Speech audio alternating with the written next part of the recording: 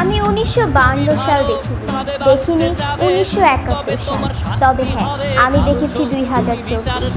আমি দেখেছি 15ই জুলাই, ভয়ঙ্কর দিন। আমি দেখেছি একটা আর্তনাদের রাত। আমি দেখেছি আমার ভাইয়ের রক্তাক্ত দেহ। দেখেছি ইজ্জত হারানো বোনের হাহাকার। দেখেছি সন্তান হারানো মায়ের আর্তনাদ। দেখেছি ভাইয়ের নিথর নিহত দেহ। বাঘিনীর মতো গর্জে ওঠা বোন, বুক পেতে সাদরে মৃত্যু গ্রহণ করা সর্বকালের শ্রেষ্ঠ বীরকে। রাতের আধারে মেঘ কেটে সূর্য ওঠার আগেই জানতে পারি আমি নাকি রাজাকার। আমি কে, তুমি কে? রাজাকার, রাজাকার কণ্ঠে মুখরিত আজ সারা বাংলাদেশ।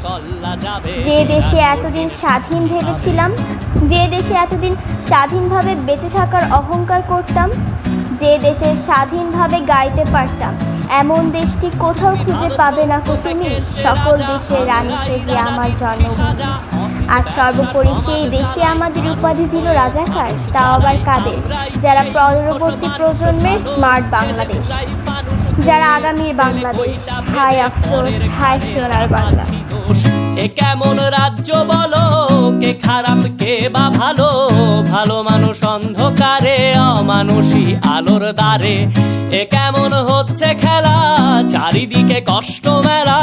কে কোথায় যাচ্ছি ভেসে, থামবো কোথায় অবশেষে? রাজার রাজ্যে সবাই গোলাম, করতে হবে রাজার সুনাম। না হয় তোমার কল্লা যাবে, বিরাট কঠিন শাস্তি পাবে। রাজার রাজ্যে সবাই গোলাম, করতে হবে রাজার সুনাম। না হয় তোমার কল্লা যাবে, বিরাট কঠিন শাস্তি পাবে।